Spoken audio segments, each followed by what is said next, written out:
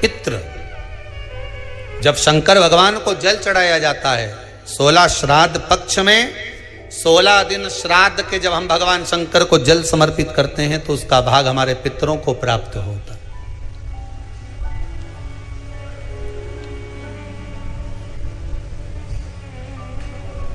केवल 16 श्राद्ध के दिन ही ऐसे होते हैं जिसमें शंकर भगवान को जल में दूध मिलाकर चढ़ाने की जगह दूध भले 1 चम्मच चढ़ा रहे हो पर अलग से चढ़ाओ, कच्चा दूध अलग से चढ़ाओ, उसके बाद भले तुम जल चढ़ा दो, पर लोटे में जल में दूध मिलाकर 16 दिन श्राद्ध पक्ष में नहीं ले जाना।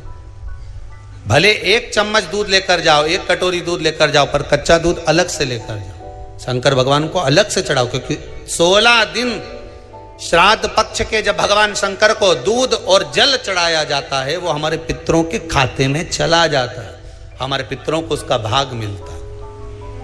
इसलिए शंकर भगवान को कच्चा दूध भी चढ़ाओ तो पानी में मिलाकर नहीं, एक अलग से 1 चम्मच ले जाओ, भले फिर शिव जी को चढ़ा दो, भले एक छोटा सा कटोरी में ले गए चढ़ा दिया, जल ले गए चढ़ा दिया, वो हमारे पूर्वजों को प्राप्त।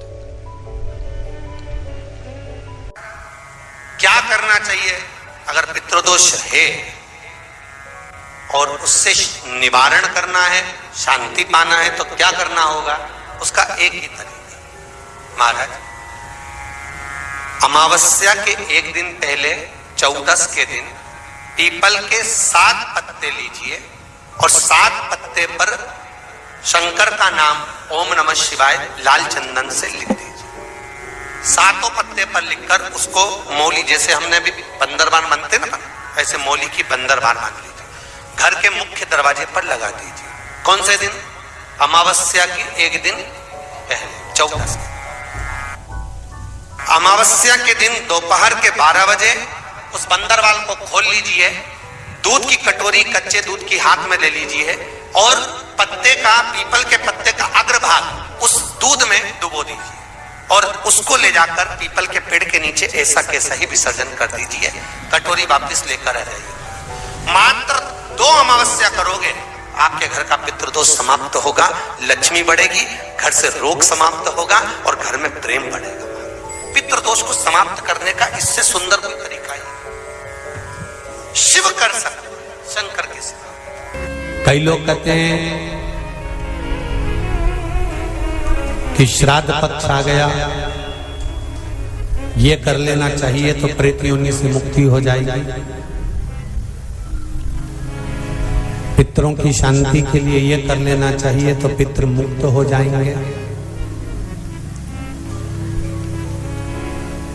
पहले तो एक बात अच्छे से समझ लो,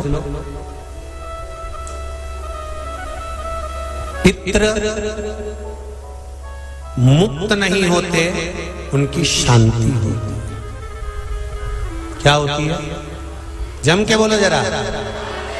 उनकी शांति होती है। जब आप किसी तीर्थ में स्नान कर रहे हो, जब आप किसी तीर्थ में हो, स्नान कर रहे हो, पुण्य कर रहे हो, सत्कर्म कर रहे हो, भजन कर रहे हो, कीर्तन कर रहे हो, मंत्र जाप कर रहे हो, तो उसका एक अंश, एक भाग हमारे पूर्वजों के खाते में, हमारे पितरों के खाते में जाता है,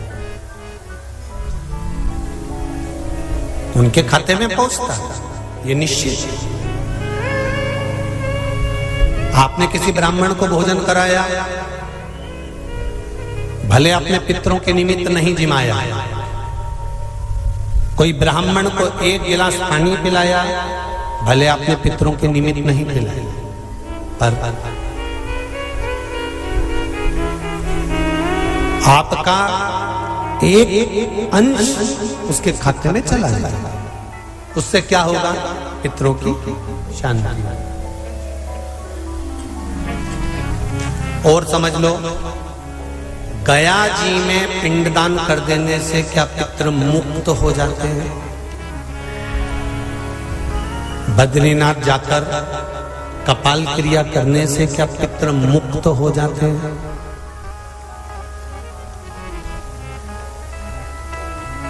भाई,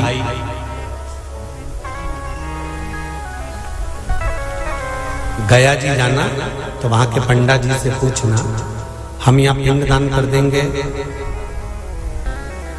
तो क्या वो मुक्त हो गए?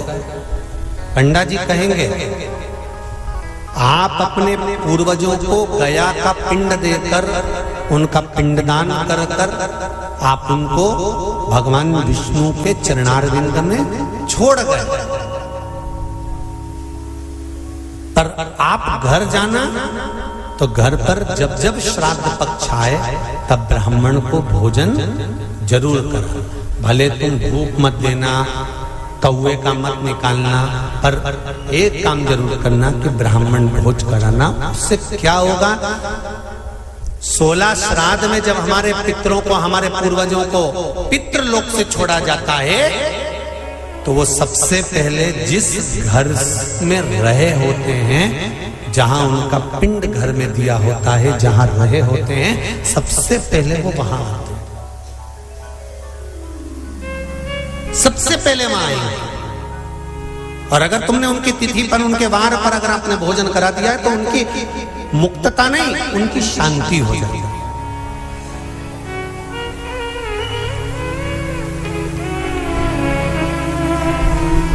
पितरों की मुक्ति कैसे है? उनकी मुक्तता कैसे है? प्रेत योनि की मुक्तता कैसे है? तो कहा जैसे भगवान का नाम लेने वाला व्यक्ति दूसरा जन्म नहीं पाता, उसी तरह भगवान का जो भजन करते हैं, कीर्तन करते हैं, मंत्र जाप करते हैं, या शिव महापुराण की कथा, राम कथा, भागवत कथा, विष्णु पुराण आदि जितनी भी पुराण हम श्रवण करते हैं, हमारे श्रवण करने का एक भाग हमारे पितरों के खाते में जाता है, तो उस कथा के फल से उनकी मुक्ति हो जाती है। उनकी कथा के फल से मुक्तता। प्रेत योनि से मुक्त हो गया धुंधकारी, बिंदुक प्रेत योनि से मुक्त हो गया। काय से होगा? शंकर का स्मरण, शिव महापुराण की कथा का रसतत्व ग्रहण करना, राम कथा, भागवत कथा का मात्र स्मरण करना, उससे मुक्त। क्यों दी जाता कौवा को भोजन? श्राद्ध पक्ष में कौवे को भोजन क्यों दिया जाता है? क्यों छत पर ले जाकर रोटी का टुकड़ा डालते हैं?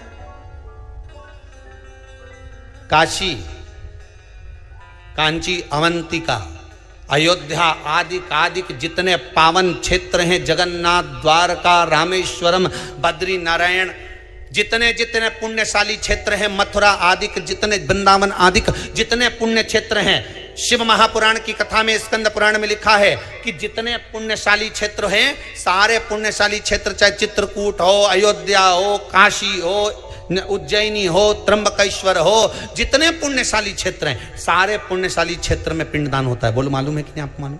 सब दूर तर्पण होता है, सभी जगह पिंड होता है, सभी जगह तर्पण होगा, पिंड होगा। तो श्राद्ध पक्ष में तुम इतनी सारी जगह जाकर तर्पण कर सकते हो क्या? जम के बोलिए, नहीं कर सकते। इतनी सारी जगह जाकर पुण्य कर सकते हो क्या? नहीं कर सकते। इतनी सारी जगह जाकर तुम ब्राह्मण को भोजन करा सकते हो क्या? नहीं। इतनी सारी जगह जाकर ना पिंड दे सकते, ना तर्पण कर सकते, ना पुण्य कर सकते। अब ये 16 दिन में इतने तीर्थ कितने हजारों में तीर्थ, इतने तीर्थ में जाकर कहां पुण्य करोगे, कहां पिंड दोगे? तो उसका एक निर्णय निकाल दिया कि पितरों के देवता आर्यमा कौवे पर बैठते हैं। काय पे बैठते हैं? कौवे पर। तो एक काम करो, जब हम पितरों के देवता आर्यमा कौवे पर बैठकर पितृलोक से 16 दिन जब भ्रमण के लिए निकलते हैं तो घूमते हैं, तो क्यों ना एक काम करें कि कौवे के लिए भोजन छत पे डाल दें।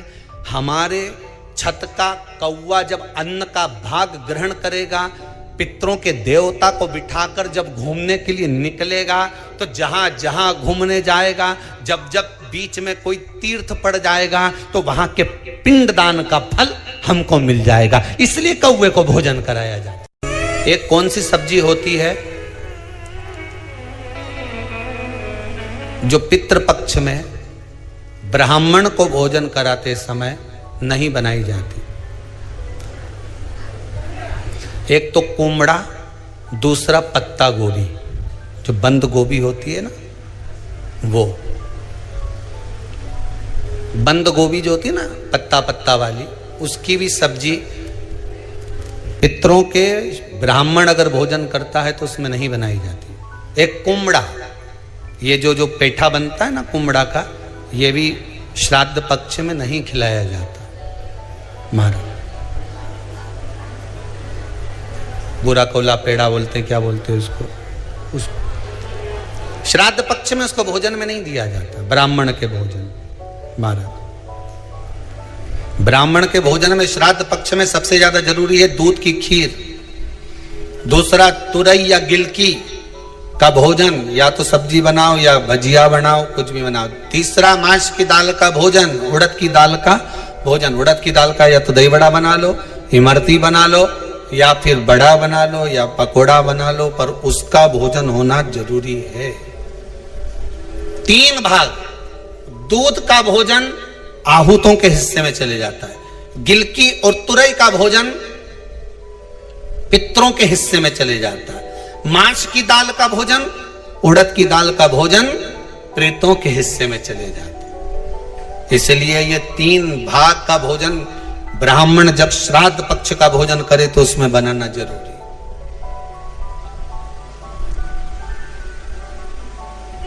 बहुत जरूरी। आपके यहां जब श्राद्ध हो भोजन अवश्य